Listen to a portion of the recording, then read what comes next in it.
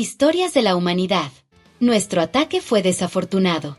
Mensaje al almirante de la Quinta Liga de la Constancia de Neviana. De parte del Quinto Comando Auxiliar Scout de Tinsal. Resumen de la invasión de la Tierra.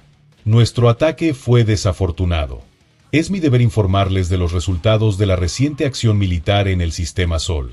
Como sospecharon firmemente cuando me dieron mis órdenes, la repentina y total pérdida de comunicaciones con nuestras fuerzas indicó una aniquilación total y completa. No queda nada de esas fuerzas, ni siquiera prisioneros o naves capturadas. Su victoria sobre nuestras fuerzas no les costó nada a los humanos. Su flota no perdió naves, ni siquiera combustible o municiones. Las defensas de la Tierra no se han agotado ni debilitado de ninguna manera. Nuestros ataques no han hecho absolutamente nada para preparar el camino para una invasión. Además, tengo el deber de informarles sobre el estado de preparación militar en el Sistema Sol y la evaluación de la situación táctica en este lugar. El estado de preparación militar de este sistema es bueno, pero irrelevante. Mi evaluación de la situación táctica aquí es que el de Nevian Constancy no tiene absolutamente ninguna posibilidad de victoria militar aquí bajo ninguna circunstancia. La única buena noticia que puedo ofrecerles es que no estamos en guerra. Nuestras pérdidas totales aquí fueron lamentables, pero podrían haber sido mucho peores. Cualquier ataque a este sistema implica una probabilidad significativa de aniquilación total, no solo de la fuerza atacante, sino también de toda la constancia de Nevian. Informe detallado del explorador de Tinsal del Quinto Comando Auxiliar. Ambos creíamos que mi misión sería suicida cuando partí. Llegué al Sistema Sol abiertamente, en una nave civil desarmada.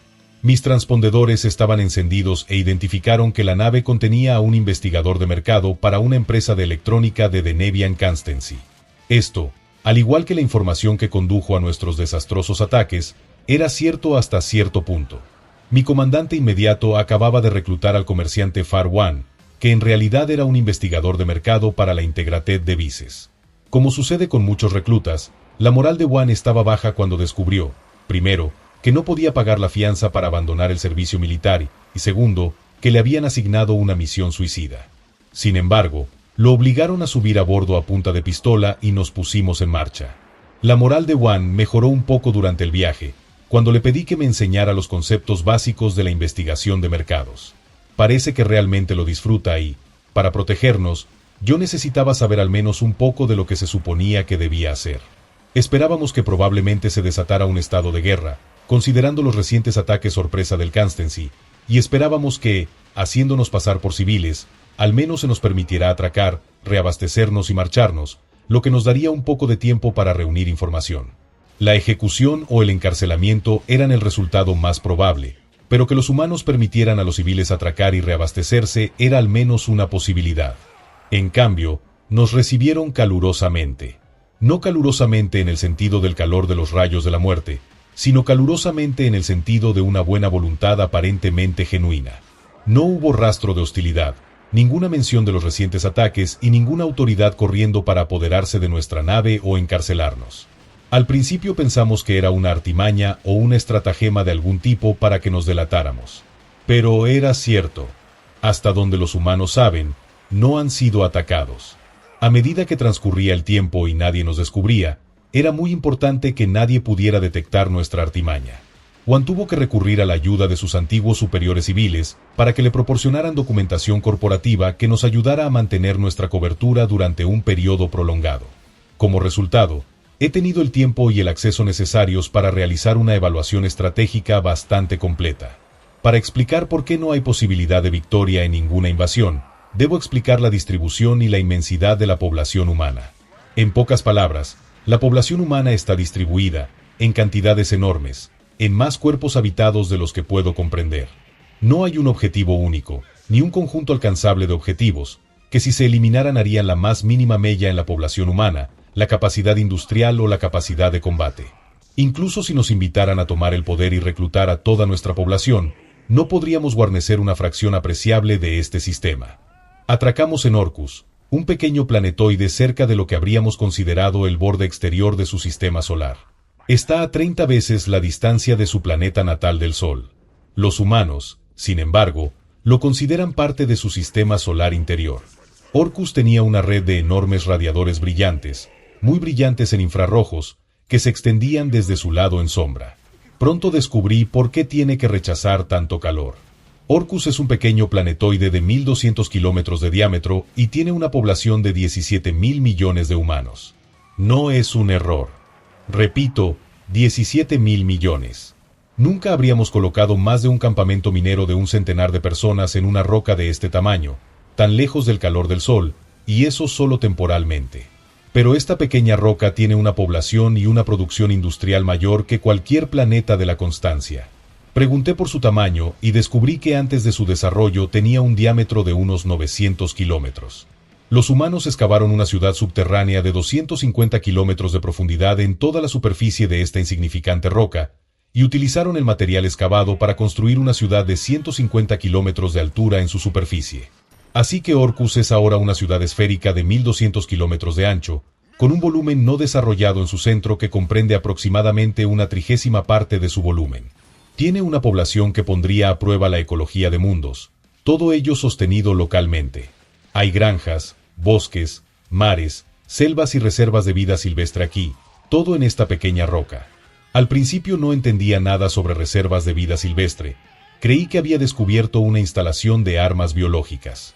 Pero todas estas enormes instalaciones se suman a poderosas fábricas, universidades, constructores navales, comerciantes, bancos y todo lo que puedas imaginar.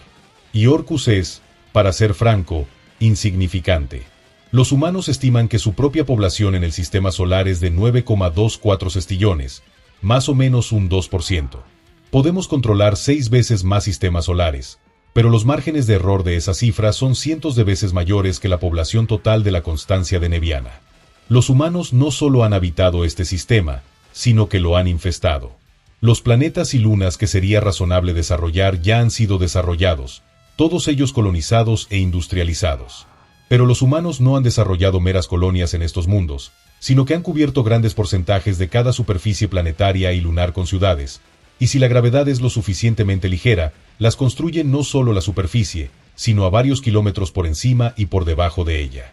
Una ciudad humana de 300 kilómetros de ancho, como la construida en muchos de estos mundos coloniales, tiene miles de niveles de profundidad y tiene varias veces la superficie habitable que alcanzamos en toda la superficie planetaria. Estos pueblos no se conformaron con colonizar absurdamente mundos y lunas que nosotros consideraríamos razonables de desarrollar. El cinturón de asteroides interior de su sistema contiene más de 2 millones de cuerpos de más de 1 kilómetro de diámetro. Todos ellos están habitados. La mayoría son ciudades con poblaciones de millones a miles de millones. 100 de ellas tienen una población de más de 30.000 millones. El asteroide más grande, Ceres, tiene una población de más de 150.000 millones de humanos. La mayoría de los asteroides de más de 100 metros de diámetro contienen ciudades de decenas de miles de personas, o en el caso de los más pequeños, al menos asentamientos de unos pocos cientos. Pero 2 millones de mundos diminutos y 20 millones de ciudades más pequeñas tampoco les bastaron. Construyeron cientos de millones de hábitats. Son como colonias de asteroides, salvo que no hay asteroides. No hay mundo ni luna, ni siquiera una piedra desnuda que flote que la sostenga. Cada una tiene su propia órbita y su propia población, normalmente de varias decenas de millones. Y eso tampoco fue suficiente. El segundo cinturón de asteroides, del que forma parte Orcus, se encuentra bastante más allá de las órbitas de todos los planetas, en una zona tan alejada del Sol que consideraríamos imposible de desarrollar. Esta región, a la que llaman cinturón de Kuiper, contiene más de 300 planetoides más grandes que Orcus. Aproximadamente la mitad de esos 300 se han desarrollado al mismo grado. El resto están todos habitados, con poblaciones que consideraríamos alucinantes, pero que aún están en proceso de crecimiento hasta su estado maduro final. En total, el cinturón de Kuiper tiene alrededor de 200 veces más asteroides que el cinturón interior. Están menos ocupados, pero aún así su población sigue siendo alrededor de 100 veces más gente que la que vive en las colonias de asteroides del cinturón interior. Si se construye aquí una proporción similar de hábitats artificiales adicionales, habrá otros varios cientos o miles de veces más. Fuera del cinturón de Kuiper hay un tercer cinturón de asteroides al que llaman disco disperso. También está habitado. Se trata en su mayoría de cuerpos helados en órbitas inestables y muy inclinadas, pero a los humanos simplemente no les importa. Comprende aproximadamente la misma cantidad y masa de objetos que el cinturón de Kuiper, están desarrollados de manera similar y tienen perspectivas similares para la construcción futura de hábitats. Muchos de estos cuerpos siguen trayectorias que eventualmente los arrojarán completamente lejos del sistema solar. Los humanos que viven en ellos son en su mayoría indiferentes a esto. Dicen que no les importa en qué estrella orbitan, o incluso si están orbitando una estrella en absoluto. Dada la distancia de su Sol a la que ya se han asentado, no hay razón para dudar de ellos.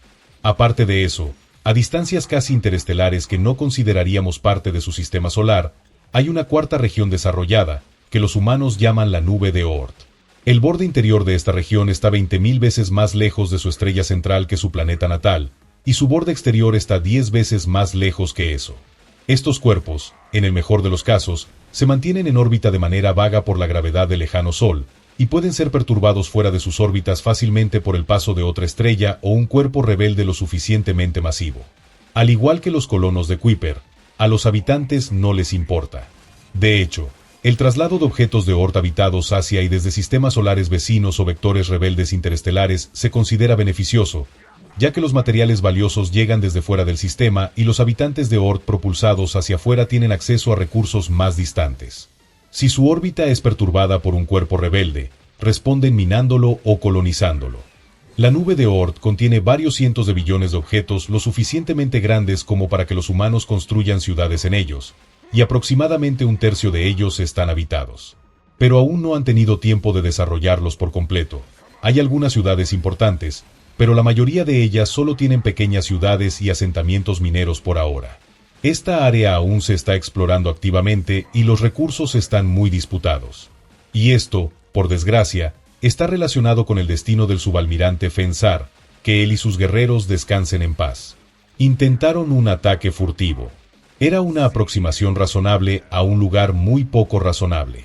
La ley humana, o lo que se considera ley en un lugar tan caótico como el sistema exterior humano, dice que no se puede reclamar un asteroide hasta que se inicien operaciones mineras en él, y esto solía significar que habría razas de pequeñas naves que serían las primeras en aterrizar en algo y golpearlo con un martillo ceremonial de piedra. Pero se dictaminó, hace aproximadamente un siglo, que fundir algo para que pueda estratificarse con los elementos más pesados en el centro es un primer paso para refinar los recursos y, por lo tanto, una operación minera. De esta forma, los mineros ya no pierden un tiempo precioso en una carrera para llegar personalmente al lugar. En su lugar, un láser ceremonial de petavatios ha sustituido al martillo ceremonial de piedra como la prueba preferida de las operaciones. Aterrizar en un asteroide no reclamado con un martillo de piedra tradicional ahora se considera una tontería, porque alguien con un láser de petavatios podría presentar una reclamación sobre el lugar mientras estás allí. No estoy seguro de que esta sea una interpretación válida de la intención de la ley, pero determinar la jurisdicción, y mucho menos la aplicación de la ley, es bastante dudoso en lugares donde los asentamientos están separados por cientos de millones de kilómetros. Estos mineros están más unidos por un conjunto de tradiciones y métodos de resolución de disputas acordados, algunos de ellos bárbaros, que por una ley codificada. En cualquier caso, no sería apropiado ni seguro cuestionar su interpretación. El subalmirante Fensar se acercó a través de la nube de Oort, con sus naves en silencio, los escudos bajados, las emisiones bien ocultas, los cascos camuflados con roca y hielo. Como estaba previsto, las estaciones de vigilancia militar en el interior del sistema identificaron su flota como asteroides. Como él no tenía ninguna intención, también lo hicieron los mineros en varios miles de asentamientos, todos cientos de miles de veces más cerca. Más específicamente, los mineros los identificaron como asteroides no reclamados. Ya sabes lo que pasó después. En cuanto a sus preguntas específicas, no había fortalezas ocultas en la nube de Oort y los humanos no tienen una increíble tecnología de detección secreta que supere nuestras medidas de sigilo a una distancia de más de un año luz. Nadie identificó siquiera nuestras naves como una fuerza de ataque. Si los mineros pensaron que había algo alarmante en la inusual mezcla de metales y minerales en las bolas de escoria de enfriamiento que encontraron cuando llegaron, nunca se lo dijeron a nadie. El destino del quinto bombardero lanza Dragón Plateado comandado por el piloto Farca fue similar, pero por diferentes razones. Los bombarderos lanza son naves con motores resigilosas por radar, construidas para ingresar al sistema en un vector de hipervelocidad antes de que las defensas puedan responder.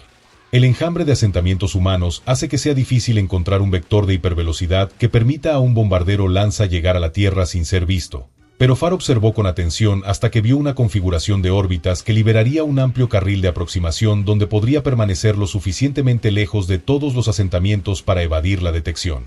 Cuando su vector de ataque quedó libre de obstáculos, activó su motor R y entró. Al igual que Fensar, tenía toda la razón, pero de una manera que resultó desastrosa. Hemos observado durante unos 6.000 ciclos que los humanos han estado lanzando grandes naves coloniales, con frecuencia, desde su sistema a velocidades muy superiores al 20% de la velocidad de la luz. Esto asustó a mucha gente, temiendo que los humanos hubieran desarrollado algún tipo de propulsor milagroso secreto. Sinceramente, deberíamos haberles preguntado al respecto. Es totalmente absurdo, pero no es ni siquiera un secreto. Están usando la energía de su estrella para generar un láser gigante. Utilizan 2 espejos de varios cientos de kilómetros de ancho en órbita baja alrededor del Sol para dirigir el haz láser a una columna de plasma excitado de la corona solar de aproximadamente 1.000.000 de kilómetros de largo, y un tercero para apuntar el haz en la dirección que necesiten. Las naves utilizan enormes cantidades de propulsores ablativos que se queman, lo que evita que se destruyan durante el lanzamiento, y cuando se quedan sin propulsores ablativos continúan la aceleración desplegando velas ligeras. Han estado utilizando este sistema de láser para lanzar sus naves coloniales. Y eso nos lleva de nuevo al piloto del Farr-Ka, que en paz descanse. Cuando vio una configuración de órbitas que dejaría un vector de ataque completamente libre de obstáculos, en realidad estaba viendo una configuración de órbitas que dejaría un vector de lanzamiento completamente libre de obstáculos. Los humanos se estaban preparando para lanzar otra nave colonial. El quinto bombardero de lanza Silver Dragon y, lamentablemente, el piloto del Farr-Ka, se convirtieron instantáneamente en gas ionizado mientras aún se aproximaba y estaba justo fuera de la nube de Oort. La llamarada fue observada por la Autoridad de Lanzamiento Humana a casi 1 año luz de distancia, 2 años después del lanzamiento. Al principio les preocupaba que pudieran haber destruido algo habitado, ya que la mayoría de las cosas en este sistema están habitadas. Pero no llegó ninguna reclamación de seguro ni demanda judicial del sistema exterior. Finalmente concluyeron que nadie había sufrido pérdidas. No tienen idea de que se interpuso en el camino del rayo. En respuesta a sus preguntas específicas, los humanos no tienen forma de saber exactamente dónde estará un objetivo 1 año después de que disparen su superarma. Ni siquiera tienen forma de saber exactamente dónde está un objetivo en el momento en que disparan su superarma a 1 año luz de distancia. Y no hay evidencia de que hayan detectado el dragón plateado antes de la llamarada de su destrucción. Este fue un lanzamiento planeado y programado. Su lanzamiento del láser no se desvió del plan ni del cronograma. Son muy conscientes del potencial del láser como arma, pero ese día no lo estaban usando deliberadamente como tal. Por último, el objetivo de la misión de Farr-Ka se basó en información errónea. A la luz de la nueva información sobre el sistema solar, la Tierra no es de hecho un objetivo estratégico valioso. Representa solo una fracción insignificante de la población humana, la infraestructura, los recursos y la industria. El valor táctico de atacarla sería enfadar mucho a los humanos sin reducir en absoluto sus capacidades ofensivas, defensivas o estratégicas. Los misiles relativistas cinéticos que intentaste lanzar se convirtieron en gas gracias a un programa coordinado de defensa contra asteroides. Los misiles cinéticos llegan demasiado rápido para que funcionen los sistemas normales de detección y defensa contra asteroides. Pero las defensas normales contra asteroides no comienzan con mineros a más de 1 año luz de la órbita de su mundo natal y equipos de minería que, individualmente, pueden derretir enormes rocas a cientos de millones de kilómetros de distancia. Los misiles continuaron pasando dentro del alcance de miles a decenas de miles de esos láseres durante varios días antes de convertirse en gas. Más de 1 año después, los registros rutinarios del funcionamiento del sistema de defensa contra asteroides llegaron al sistema interior. Los humanos notaron que había una dispersión de cuerpos entrantes con una velocidad extraordinariamente alta, pero hasta donde puedo decir, nadie excepto unos pocos cuatrillones insignificantes de locos conspiradores piensa que esos estaban destinados a ser misiles, y son superados en número 1.000.000 por personas que simplemente piensan que están locos. Las defensas contra asteroides en el sistema interior son mucho más robustas. La trayectoria que seguían esos misiles habría pasado dentro del alcance de decenas de millones de estaciones y colonias que podrían haberlos apuntado con láseres de lanzamiento o láseres de defensa contra asteroides, cada uno de ellos individualmente mucho más potentes que los láseres mineros. Y si algo en una trayectoria amenazante todavía existe para cuando el desfase de la velocidad de la luz permita que el sistema de láser responda, eso también es parte de su sistema de defensa contra asteroides. En los términos más enérgicos posibles, recomiendo que no se realicen más ataques ni acciones militares de ningún tipo contra el sistema solar. Toda nuestra armada quedaría aniquilada en un altercado con tan solo unos pocos millones de sus asentamientos mineros, y la cosa empeora cuanto más se adentra uno en el sistema. Con plena producción para la guerra, podríamos ser capaces de producir y tripular 50 buques de guerra de primera línea cada año. Si los humanos fueran a la guerra, podrían producir y tripular una flota más grande que toda nuestra armada actual, cada ciclo, 100 ciclos al año, para siempre, sin comprometer ni siquiera una 100.000ª parte de su capacidad de fabricación. El mayor peligro no es el hecho de que cualquier fuerza atacante sea aniquilada instantáneamente. El mayor peligro aquí es que los humanos te noten. Piense lo que significaría para los humanos ir a la guerra contra la constancia de Neviana, y agradezca a los 9 dioses que, hasta donde ellos saben, no les hemos dado ninguna razón para hacerlo. Explorador El Tinsal, Quinto Comando, Auxiliar. Apéndice. Los superiores civiles de One están mucho más contentos con nuestro informe de mercado de lo que espero que esté cualquiera con el informe militar mencionado anteriormente, y consideran que la perspectiva de vender bienes en el mercado de consumo efectivamente ilimitado de los humanos es potencialmente una de las mejores cosas que le han sucedido a la constancia de Neviana. Nos han ofrecido a ambos puestos ejecutivos y nos han concedido bonificaciones con las que hemos pagado nuestras fianzas de servicio militar. Espero que pronto recibas mensajes de un gran consorcio de comerciantes muy ricos e influyentes, y que te imploren, como yo, que te abstengas de intentar cualquier ataque aquí. Por la presente, renuncio respetuosamente al servicio militar, habiendo cumplido honorablemente mis deberes y habiendo pagado la fianza de reclutamiento. El comerciante de Tinsal. Espero que te haya gustado esta historia. Por favor, considera hacerte miembro del canal, para que puedas seguir subiendo más historias de la humanidad.